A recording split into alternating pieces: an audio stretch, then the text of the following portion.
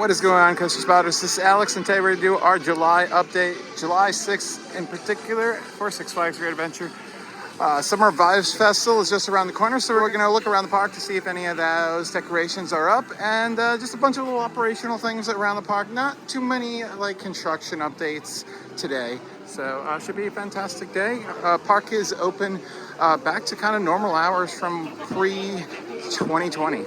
We have learned a lot more about it, so we'll talk about that as we move through our update. So it looks like we have a mixture of both the decorations that were for the grad party, and of course they just had their 4th of July celebration, which we unfortunately missed this year. But if you want to see the fireworks from last year, we have a video. It was great.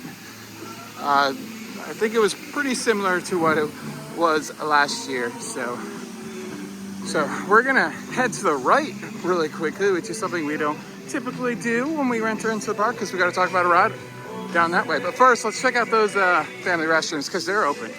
Of course, the most interesting update is the bathrooms.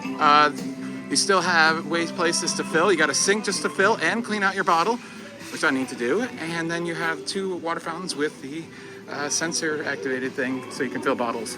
Love that.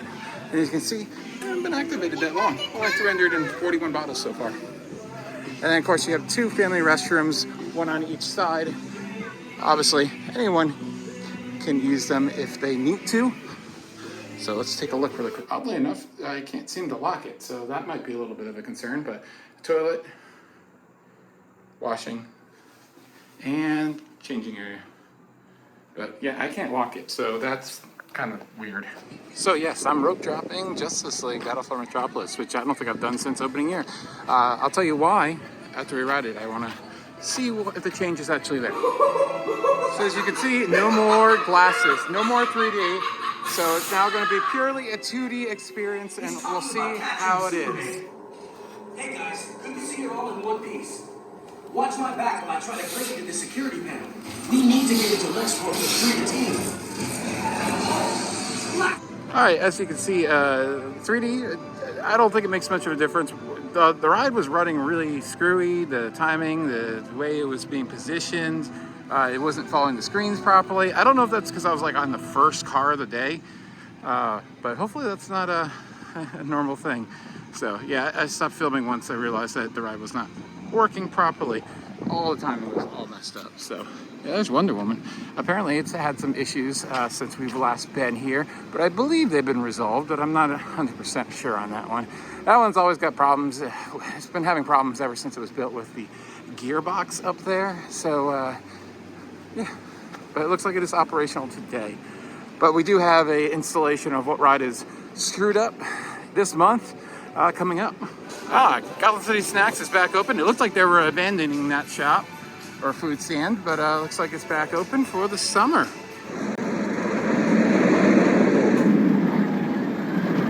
So our ride of the trouble this month is Nitro. I believe it's a lift motor issue from what I've heard, and it shouldn't be too long since it shares a lot of parts from other rides in this park, so they usually have stuff on hand where it's something like Jersey Devil, which is now running 4 trains for the season. Fantastic. It's a lot easier to get parts for Nitro. So I'm going to go ride Jersey Devil for 2 hours. But we got to talk about how much it's going to cost me to ride Jersey Devil for 2 hours now, because there's an unfortunate update to the lockers. So Good Adventure's always been controversial for the lockers, requiring them for a lot of rides if you have bags, and then requiring them for some rides if you have anything, like Jersey Devil. And they have now increased the price to $2. Ouch, I can't even defend this one. As someone who spent over $100 in lockers last year, you can only imagine what that's gonna cost me now. And then the multi-locker is also increased $2 just to $10. So I probably will be actually using a multi-use locker, because before I'd had to use 8 lockers before, and I rarely did that. So yeah, that's a pain in the butt. Yeah, I can't really get with that one.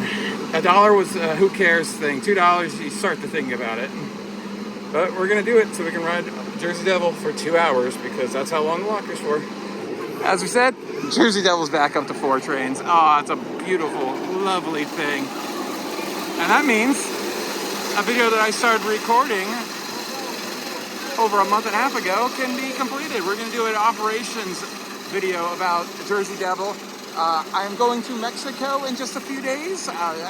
Actually, this time next week, as I'm filming this, I'll be at Six Flags Mexico riding Superman and Medusa Steel Coaster. Very excited for that. But yeah, we'll edit that video sometime after that, probably sometime in August. And of course, we'll talk about other scheduled things like the Sudden More Vibes Festival, and we'll expect to see coverage from that in a moment. But I'm gonna go and enjoy myself. Well, I definitely took advantage of that $2 locker. 33 rides. That would be a 2-hour high for me. I think before it was like 32. Anyways, Jersey Devil is running absolutely ridiculous, man. It is running so fast, way faster than last year. Just like really good airtime on every hill. I don't know why it's not running right now. I don't know if it went down or if it's just a delay. They are really, really being stringent on the items. Usually not in the first hour, but the security guard comes about an hour in or so. And they got 2 security guards, one at the entrance and one at start, that group, right before you jump on a train. Anyways, here's Barnstormer's progress. Last time I hear, I think they were doing the framing for this thing. And now they've poured that footer, so looks like it's been a while since they touched it with the weeds all around. So I don't know when this one's gonna be, probably later summer. But yeah. Probably should go up pretty quickly once they actually do figure things out. So going to guest services and you know, telling them that a particular staff member really made your day better, you've always could have done, but I mean, I'll be honest, I don't think I've ever even done it for this park because it's a pain in the butt because you just got to wait in line, a bunch of people are yelling. But now you can just do it on their net. I'll make good use of this. So let's talk a little bit about the Summer Vibes Festival starting in a few weeks. Skull Mountain is one thing they're doing. They're going to do the Skull Mountain 6 remix, which you're going to have 6 different songs that are going to play inside. They have a bunch of like spotlights inside that are going to, you know, make the whole inside very colorful. They've already showed that on social media, so I'm going to take a ride, see if they fix the curtain. There's a curtain right on the other side of those windows that usually blocked out light, but it has been... They might have taken it down for when they had to have like airflow in there for, you know, obvious reasons 2 years ago. But that needs to be fixed because it's nowhere near dark in there anymore, which really sucks. Also, other things that you're gonna have with the Summer Vibe Festival, there's gonna be separate areas. I mean, they're not gonna be marked too much. It's kind of probably like Holiday in the Park where there's different areas technically, but they don't really advertise them unless you look at a map. But there'll be like 6 different areas in the park with lots of decorations, lots of bright colors, and some, I think, walk-around entertainment. Okay, so I had to cut in because the thing I was complaining about them not having, they actually have. There will be a show in the Showcase Theater, which will be fantastic to have some summer entertainment inside the air conditioning. This is where they have all the fantastic shows during Halloween and Holiday in the Park, so really excited to see that. I'm excited to try it out. My video will be up on July 22nd. That's the day I get back from Six Flags Mexico and Hull, so unfortunately I won't be able to attend it the first weekend. We'll be going to Fiesta, Texas as well on the way back, but since it looked like Dr. Diabolical is going to be open quite in time, unfortunately. In our last video, we showed you that the old former remote boats that you could drive were demolished and taken out, but now they've added this little fountain, which I guess looks okay. It's better than just sitting here not doing anything, but like all the exposed pump over there and all the exposed PVC pipe. I wouldn't say it's the best look. It's a look for sure. I like the sign on the back where it's time for a great adventure. I like that. In the last update, we were showing you that, you know, the water rides were on their way to reopen. And of course they did just a few days later after the video was posted, since it was right before Memorial Day weekend. It was a Thursday before Memorial Weekend, so of course they opened shortly after. And yeah, Both are fantastic as usual. Such classics. Log flume more so. I'm gonna take it for a ride. My fiance will probably appreciate this, but it seems like this and other rides, they've made the Flash Pass entrance signs way more visible. They stand out a little bit more. And of course, you can do the purchase now for a single skip right there. Such a classic. I got soaked too. Usually don't get soaked, but they're filling the boats really well, so yeah, got pretty wet. And just a reminder, the VIP tours are still available. If you don't know, it's a tour on the former Safari off-road vehicles. It is $40, and you get to feed the giraffes. And not a lot of people are doing it, so if you do it, especially during the week, it seems like you'll have your own private safari truck, more or less. Or not a lot of people, but you do go along with the traffic, so I don't know how that would work. Especially if it's really busy, you're gonna get stuck in that same traffic. So, and I've been wanting to mention this for a while. Runaway Country, that sign was replaced recently, and I have no idea why, because Runaway Country was a show that hasn't run in like 10 years. The sign was faded, they never took it down. And then like, I think last year they decided to replace the sign. Theming, I guess? I don't know. It's weird. Also, here's the state of the Northern Star Arena. No concerts announced anytime this year, unfortunately. So hopefully we'll see the return of that. I know a lot of people enjoyed those free concerts. Yeah, it'd be nice. And we're talking about Medusa. We're going to flash back to our update, or a little segment I took for this update about a month ago to see what the progress was like and see if they, well, you'll see. Let's see if they made progress. All right, another flashback, this time in June 7th, and here is the progress of the sign.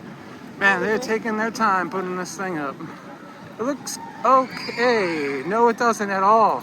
Since they started over here and didn't start from here and move over, everything over there doesn't line up whatsoever, and I thought that would be a problem. Wow, that looks terrible. Oh my God. Whoever skinned this is an idiot.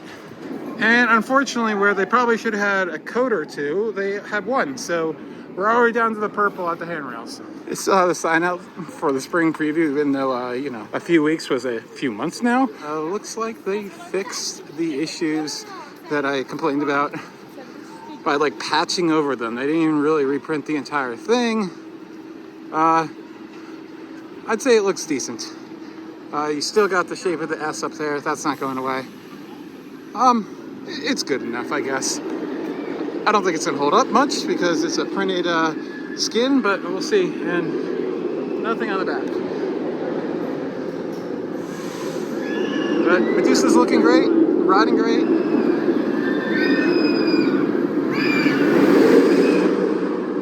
Always worth a ride, and it seems like all the single rider lines have been discontinued. Are only using it on busier days because they're all closed today on a Wednesday in the middle of July. Just small weird things that I notice. So with this ride going over the water, obviously El Toro's running, but obviously they need to do inspections on that structure. So they use a boat. They've either replaced it after years and years, or they've painted it for whatever reason. But now it stands out quite a bit more than it used to. But also, happy freaking birthday to Mine Train. 48 years. I missed it this year, but and I will definitely be here on the 50th anniversary of this park opening in 2 years. Like, hopefully do some really special things for that day. It would be really nice. Nice to see that single rider has been maintained on El Toro.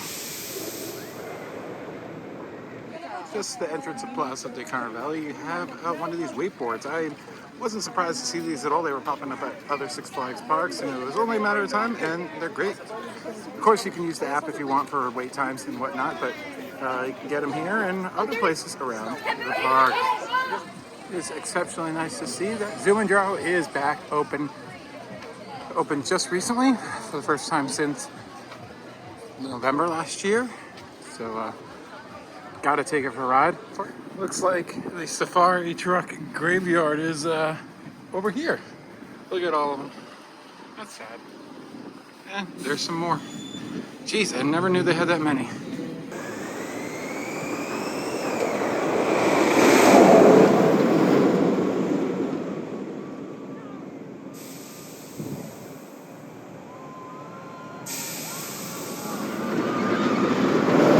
And I'm happy to announce that Twister has reopened, so it's now business as usual across the park.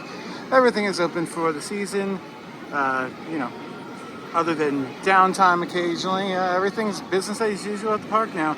That's why there hasn't been that much to really update. That's typically what happens towards the middle of summer. They're in full operations. They don't have time to do anything really, other than small little projects. But took a ride on Twister and got probably one of my flippiest rides ever. I think I got 6 flips. Usually you max out at about 5. There's more weight, you don't flip as much, but that's it. Looked around the park. I don't see any preparation for Summer Vibes Festival, which starts really soon. I was expecting to see more decorations up by now. You know, with Fright Fest, they start prepping a month in advance, so that leads me to believe that it's not going to be that much of an effort, unfortunately. But I could be wrong. I'd love to be surprised by that. I don't know. As I said, we're not going to get there until the 22nd, so about a week after it starts. And I don't know how full operations are going to be on a Thursday, but regardless, I'm excited to try things out.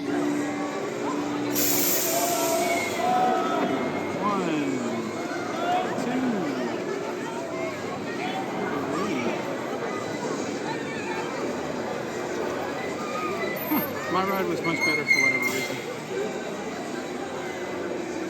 Yeah, there's like twice as many people, and they're all in the front, so that really slows down the speed since you're flipping in that direction. You're front flipping back, more loaded in the back, you flip more. And then, you know, there's this little thing, and we're going to go straight down. You lock up, and then you go straight down. It's a short cycle. You know, no more about 90 seconds, but it's always been a pretty good one, so I'm not that mad. And as I said before, this is the last remaining Top Spin in North America. Thanks for watching. This has been Alex for the Coaster Spotlight. Comment and subscribe, and we'll see you next time here for Summer Vibes Festival and going to Guatemala and Mexico. So check out those vlogs. They should be very interesting. Checking out the Six Flags Park down in Mexico City. Bucket list completion incoming. Bye-bye.